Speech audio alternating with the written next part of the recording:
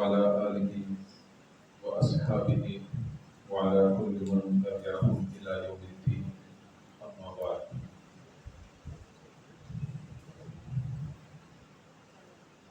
محترم سامعین کرام، سلسلہ درس عادت عبادت کیسے بنتی ہے اس کا آج ہم سبق نمبر 17 پڑھنے جا رہے ہیں۔ انسان کی زندگی گزارنے میں یہ عادت ہے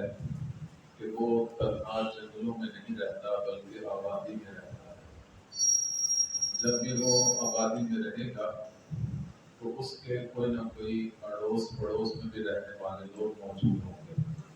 جس کو پڑوسی یا ہمسایہ کہا جاتا ہے۔ اس عادت کو، آبادی میں رہنے والی عادت کو، اگر آدمی اپنی مرضی سے اپنے طور طریقے سے پورا کرتا رہے گا تو پھر یہ عبادت نہیں بنے گی،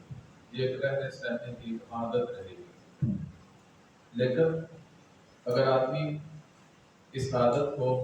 اللہ اور اس کے رسول کے بتائے ہوئے طریقے کے مطابق اپنائے گا، اس کے تقاضے پورے کرے گا، اس کے حقوق ادا کرے گا، تو اس کی یہ پھر عادت نہیں رہے گی بلکہ عبادت بن جائے گی۔ تو آج اس سبق میں ہم نے یہی سیکھنا ہے کہ اپنی اس عادت کو عبادت کیسے بنایا جا سکتا ہے۔ اس کے لیے آج ہم پڑھیں گے ہمسایہ کے حقوق۔ ہمسایہ یہ ایک ایسا آدمی کا تعلق والا رشتہ ہے کہ اس کے بارے میں صرف یہ نہیں کہ جو تھوڑے بہت مسائل ہیں یا تھوڑی بہت تاکید ہے، بار بار اللہ کی طرف سے یہ تاکید آتی رہی، جبرائیل امین لے کر آتے رہے، اتنی تاکید آتی رہی کہ یہ خیال ہونے لگا کہ جیسے رشتہ دار وارثوں میں ہوتا ہے، اسی طرح کہیں اس کو بھی وراثت میں رشتہ دار کا بنا دیا جائے۔ اتنی زیادہ تاکید، ہمسائے کے ساتھ حسن سلوک، یہ بار بار اس بات کی تاکید اللہ کی طرف سے آتی ہے۔ اور قرآن پاک میں بھی ہمسائے کے ساتھ حسن سلوک کرنے کا حکم دیا ہے۔ تو اس میں مسائل تو بہت سارے ہیں، لیکن جو حقوق بنتے ہیں وہ اگر ہم ادا کریں گے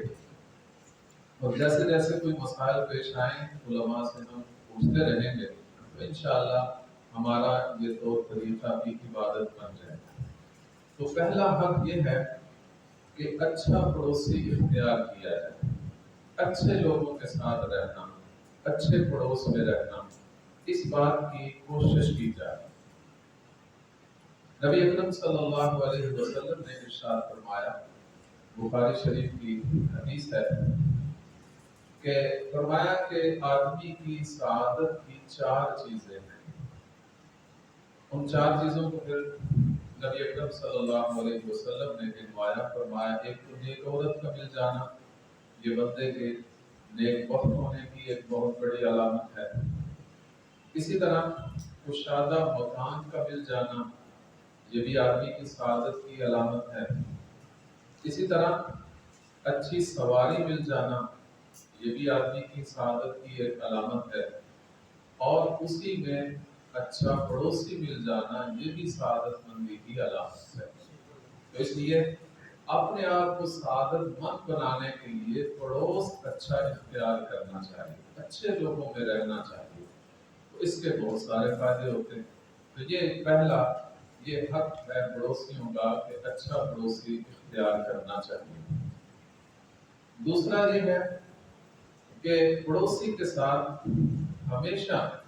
اچھا سلوک کرنا۔ نبی اکرم صلی اللہ علیہ وسلم نے اس بات کی تاکید کرتے ہوئے جو انداز اپنایا ہے وہ بعض چند ایک احکامات کے ساتھ بھی وہ انداز اپنایا ہے۔ یہاں انداز یہ فرمایا کہ من کان یؤمن باللہ والیوم الآخر فلیحسن الی جارہ، کہ جو بندہ اللہ پر ایمان رکھتا ہے، یوم آخرت پر ایمان رکھتا ہے، اسے چاہیے کہ اپنے پڑوسی سے حسن سلوک کرے۔ یہ ایمان کا حوالہ دے کر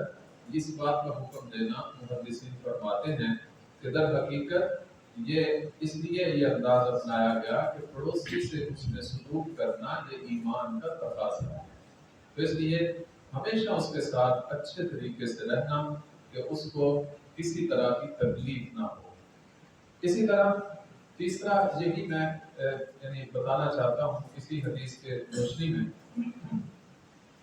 کہ تیسرا حق یہ بنتا ہے کہ اپنے عمل اور اپنی بات سے پڑوسی کو تکلیف نہ دینا۔ یہاں بھی نبی اکرم صلی اللہ علیہ وسلم نے یہی انداز اپنایا، من کان یؤمن باللہ والیوم الآخر فلا یؤذی جارہ، کہ جو بندہ اللہ پر ایمان رکھتا ہے اور جو آخرت پر ایمان رکھتا ہے اسے چاہیے کہ وہ اپنے پڑوسی کو تکلیف نہ دے، کسی بھی طریقے سے، نہ باتوں سے نہ اپنے کسی کام سے۔ اسی طرح اس کے ساتھ ساتھ یہ حق بھی بنتا ہے کہ اس کی طرف سے اگر کوئی تکلیف پہنچ جاتی ہے تو آدمی اس تکلیف کو جو ہے برداشت کرے، اس پر صبر کرے، بات بات پر جھگڑنا، یہ چھوٹی سی تکلیف پہنچی ہے اس کا بدلہ لینے کی کوشش کرنا، یہ پڑوسی کے ساتھ تعلقات کو خراب کرتا ہے۔ تو بہتر یہ ہے کہ انسان ہونے کے ناطے کبھی ایک دوسرے سے تکلیف پہنچ ہی جاتی ہے، اس تکلیف پر صبر کا مظاہرہ کرنا یہ اس پڑوسی کا حق بنتا ہے۔ پانچواں یہ ہے کہ اپنی دیوار کو پڑوسی کے استعمال میں لانے سے منع نہ کرنا، کہ مثلا اگر وہ کوئی اپنے گھر میں کوئی کمرہ بنانا چاہتا ہے، اس کے لیے شہتیر، پہلے شہتیر ہوتے تھے، آج کل لینٹر ہے، تو کوئی اس کے چھت کے لیے وہ آپ کی دیوار میں کوئی سوراخ کرنا چاہتا ہے، آپ کی دیوار پر کوئی وزن رکھنا چاہتا ہے، تو بلا وجہ اس سے منع نہ کرنا۔ اس بات کا بھی نبی اکرم صلی اللہ علیہ وسلم نے ارشاد فرمایا کہ آدمی جو پڑوسی ہے اس پڑوسی کے بارے میں تاکید کرتے ہوئے فرمایا کہ اس کے لا یمنع جار جارہ ان یغرس خشبۃ فی جدارہ، کہ کسی پڑوسی کو یہ میں اجازت نہیں دیتا کہ وہ اپنے پڑوسی کو اس بات سے منع کرے کہ وہ اپنی کوئی لکڑی وغیرہ آپ کی دیوار میں رکھنا چاہے تو اس کو منع کرنے کی میں اجازت نہیں دیتا، یعنی اس کو استعمال کرنے کی، گھر کی دیوار استعمال کرنے کی اجازت دینی چاہیے۔ تنگ نظری اور اس کے ساتھ ایسا رویہ اختیار کرنا کہ میری دیوار میں کوئی کسی قسم کی کوئی چیز نہیں لگانی، حتیٰ کہ کیل بھی ٹھوکنے کی اجازت نہ دینا، یہ بہت تنگ نظری کی بات ہے۔ پڑوسی کا ایک حق بنتا ہے کہ وہ آپ کے مکان سے اگر فائدہ اٹھانا چاہتا ہے، اگر دیوار سے ہی فائدہ اٹھانا چاہتا ہے تو اس کو منع نہیں کرنا چاہیے۔ اسی طرح چھٹا حق یہ بنتا ہے کہ اس کے ساتھ ہمدردی سے پیش آنا اور اس کی خوشی میں اس کو مبارک دینا، اس کی غمی میں اس کو صبر کی تلقین کرنا، تعزیت کرنا، تو یہ پڑوسی کے حقوق میں سے ایک حق بنتا ہے۔ اور اسی طرح ساتواں یہ حق بنتا ہے کہ جو چیز اپنے لیے پسند کرے وہی چیزیں اپنے پڑوسیوں کے لیے پسند کرے۔ مثلا آدمی اپنی جان، مال، عزت، آبرو کی حفاظت پسند کرتا ہے کہ میری جان محفوظ رہے، میری عزت محفوظ رہے، میرا مال محفوظ رہے، تو ایسا نہ ہو کہ پڑوسی کے بارے میں یہ نظریہ نہ ہو، بلکہ اس کی بھی جان، مال، عزت کی حفاظت کی کوشش کرنا کہ میری وجہ سے یا کسی اور کی وجہ سے میرے پڑوسی کی جان، مال، عزت، آبرو میں کوئی نقصان نہ ہونے پائے، اس چیز کا خیال رکھیں۔ تو جو چیزیں اپنے لیے پسند کرتا ہے وہی پڑوسی کے لیے پسند کریں۔ بلکہ حدیث پاک میں آیا کہ آپ اگر اپنا مکان بناتے وقت اونچا کرنا چاہتے ہیں تو پڑوسی کا خیال کریں کہ اس کی طرف آپ کوئی نہ کوئی کھڑکی نہ کھولیں تاکہ ان کی بے پردگی نہ ہو، ادھر نظر نہ پڑے، اور ایسی بلا وجہ اونچی عمارت نہ بنائیں جس کی وجہ سے اس پڑوسی کی آب و ہوا میں اس کے جو ہے ہوا کے گزرنے میں کوئی کسی قسم کی اسے تکلیف ہو، مثلا حبس ہے، گرمی ہے، تو وہ اس آگ کی دیوار کی وجہ سے وہ گرمی اور حبس کا شکار نہ ہو جائے۔ اس لیے اس کے ساتھ یہ رویہ اختیار کرنا کہ اس کے ساتھ پڑوسی جو ہے عمارت اونچی نہ کرے، اگر کرنا چاہتا ہے اس کی اجازت لے، اس کو پہلے اس بات پر ایگری کرے، پھر اس کے بعد وہ اپنی عمارت کو اونچا کر سکتا ہے۔ اس کے بعد آٹھواں حق یہ ہے کہ اگر پڑوسی کو بھوک ہے اور اس کے گھر میں کھانے کا انتظام نہیں ہے تو اپنی حسب استطاعت اس کے لیے کھانے کا انتظام کرنا۔ بڑے عجیب الفاظ نبی اکرم صلی اللہ علیہ وسلم نے ارشاد فرمایا کہ لیس المؤمن بالذی یشبع وجارہ جائع بلا جنبہ۔ وہ بندہ حقیقت میں مومن ہی نہیں ہے کہ جو خود تو پیٹ بھر چکا ہے اور اس کا پڑوسی ابھی تک بھوکا ہے۔ ایسا نہیں ہونا چاہیے۔ ان کے آمدن کا خیال کر کے، ان کے خرچے کا خیال کر کے، ان کے لیے ہمیشہ اس سوچ کو ذہن میں رکھنا کہ اگر آج اس کے بچوں نے صحیح پیٹ بھر کر کھانا نہیں کھایا، ہمارے ہاں کھانا ہے تو اس کو اپنی استطاعت کے مطابق کھانا مہیا کرنا۔ آدمی کو پتہ چل جاتا ہے اپنے پڑوسیوں کے اپنے جو معاملات ہیں، ان کی آمدن ہے، ان کا جو طور طریقہ ہے۔ بلکہ ایک حدیث پاک میں آتا ہے کہ اگر آپ نے گوشت پکایا ہے جو کہ بہت کم پکایا جاتا ہے، عام طور پہ دوسری چیزیں زیادہ پکائی جاتی ہیں اور سب سے عمدہ کھانا ہے بھی گوشت، تو فرمایا کہ اگر گوشت پکاتے ہیں تو اس میں پانی تھوڑا سا زائد ڈال دیں تاکہ شوربہ بن جائے۔ اگر تم اس کی بوٹیاں ان کو نہیں دے سکتے تو کم از کم شوربہ ان کو ضرور دے۔ اپنے پڑوسیوں کو ہدیہ دینا، شوربہ ہی دے دیں، کم از کم ان کے بچے چلے بوٹی نہ چل صحیح تو اس بوٹیوں کا شوربے کی لذت محسوس کر سکیں۔ تو اتنا ان کا ہمدردی کے ساتھ اور ان کی بھوک پیاس میں ان کا خیال۔ اس کے ساتھ اگر پڑوسی کی طرف سے کوئی ہدیہ آتا ہے تو نبی اکرم صلی اللہ علیہ وسلم کی تعلیمات یہ ہیں کہ اس ہدیے کو حقیر نہ سمجھیں، چاہے تو تھوڑی سی چیز ہی آئے۔ نبی اکرم صلی اللہ علیہ وسلم کا ارشاد ہے یا نساء المسلمات لا تحقرن جارۃ لجارتها ولو فرسان شاۃ، اور کما قال علیہ الصلوۃ والسلام، فرمایا کہ کوئی اے مسلمان عورتوں، کوئی پڑوسن اپنی پڑوسی کی ہدیے کو حقیر نہ سمجھے،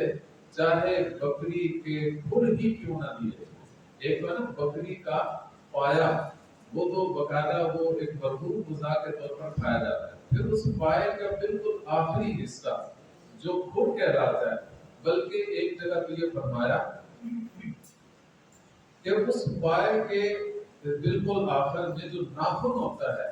وہ بھی جلا ہوا، وہ بھی اگر کوئی پڑوسی بھیجتا ہے تو اس کو بھی حقیر نہ سمجھے، یعنی اس کی قدر کی جائے، کیونکہ ہدیے کی قدر کرنے سے محبتیں وجود میں آتی ہیں اور ہدیوں کی ناقدری کرنے سے نفرتیں وجود میں آتی ہیں۔ تو یہ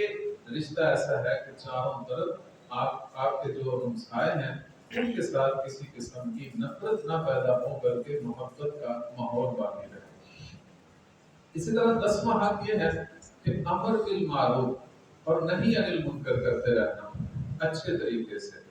حق بات کو حق طریقے سے اگر آدمی کہے تو انشاءاللہ اس سے ناراضگی نہیں ہوتی، بہت اچھے طریقے سے کہنے سے فائدہ ہوتا ہے۔ وذکر فإن الذکریٰ تنفع المؤمنین، مومنوں کو نصیحت کرنے سے فائدہ ہوتا ہے تو ان کو امر بالمعروف اور نہی عن المنکر کرتا ہے۔ اگر ان کے اندر کسی نیکی کی کمی ہے تو حکم دے کہ آپ یہ نیکی کر لیں، نماز پڑھ لیں۔ اگر زکوٰۃ دینے کے وہ یعنی وہ مالک ہیں تو ان کو زکوٰۃ کی ترغیب دیں، روزے آ گئے ہیں روزے رکھنے کی ترغیب دیں، نیکیوں کا حکم کرتے رہیں اور برائیوں سے منع کرتے رہیں۔ یہ امر بالمعروف اور نہی عن المنکر بھی پڑوس کا حق ہے۔ 11واں حق یہ ہے کہ اگر آپ نے اپنا گھر فروخت کرنا ہے، یہاں سے شفٹ ہونا ہے، کسی اور جگہ جانا ہے، تو اس میں اس بات کا خیال رکھنا کہ سب سے پہلے پڑوسی کو اطلاع دیں کہ میں گھر بیچنا چاہتا ہوں، اگر آپ اسے خریدنا چاہتے ہیں تو خرید لیں، بجائے اس کے کہ اس کو خبر ہی نہ ہو اور آپ کسی تیسرے شخص کے ساتھ خرید و فروخت کا معاملہ طے کر لیں۔ ایسا نہیں ہونا چاہیے، بلکہ سب سے پہلے پڑوسی کو यही वजह है कि शरीयत में बाकायदा हक़ शुबा के नाम से एक हुक्म है कि उनमें से एक जो हकदार शुबा का हकदार है वो पड़ोसी भी है। एक तो ना हुकूक में जो शरीक है, जो मिल्कियत में शरीक है, उसको भी हक़ शुबा मिलता है। इसी तरह जो पड़ोसी है उसको भी हक़ शुबा दिया जाता है कि सबसे पहला उसका हक है कि फरोख्त होने वाला मकान जो उसके साथ है या जमीन है, वो उसका हक बनता है कि अगर वो खरीदना चाहता है तो उसे अव्वलियत है, वो मुकद्दम है, फिर बाद में दूसरे लोग जो है वो खरीद सकते हैं। और 12वां ये है कि आम मुसलमानों के जितने भी हुकूक हैं उन सारे हुकूक में पड़ोसी की भी रियायत करना। क्योंकि आम मुसलमानों में सबसे करीब तरीन पड़ोसी आपका करीब तरीन जो है, अगर मुसलमान है तो वो करीब तरीन आदमी है, तो सबसे पहले करीबी लोगों के हुकूक अदा करना, फिर उसके बाद दूसरे दूर के मुसलमानों के हुकूक अदा करना। तो इसको मुकद्दम रखना, इसके साथ में वो सारे हुकूक जो है उसकी रियायत करना। तो बहरहाल अगर पड़ोसी, जैसे एक हदीस से पाक में आता है कि पड़ोसी 3 किस्म के हैं। एक वो है कि जो मुसलमान भी हो, रिश्तेदार भी हो और पड़ोसी भी हो, उसके 3 हक बन गए। पड़ोस का हक, मुसलमान होने का हक और फिर रिश्तेदार होने का हक, 3 उसके हक बनते हैं। दूसरा वो पड़ोसी है जिसके 2 हक बनते हैं कि वो करीबी रिश्तेदार तो नहीं है लेकिन एक मुसलमान है और आपका पड़ोसी है, तो उसके 2 हक हो गए, एक पड़ोस का हक है और एक मुसलमान का हक है। और तीसरा वो पड़ोसी है जिसके सिर्फ पड़ोस का ही हक, एक ही हक है, यानी वो काफिर है लेकिन आपके पड़ोस में रहता है, तो उसका भी हक बनता है कि ये हमसाए वाले हुकूक उसके अदा होने चाहिए, उसको आपकी ज़ात से, आपके अमल से, आपकी किसी बात से तकलीफ ना हो। इन बातों का अगर हम ख्याल करेंगे तो हमारा ये रहने का जो तो तरीका और जो ये आदत है, ये आदत नहीं रहेगी, इबादत बन जाएगी। अल्लाह ताला हम सबको अपनी आदतों को इबादत में डालने की तौफीक अता फरमाए। और आखिर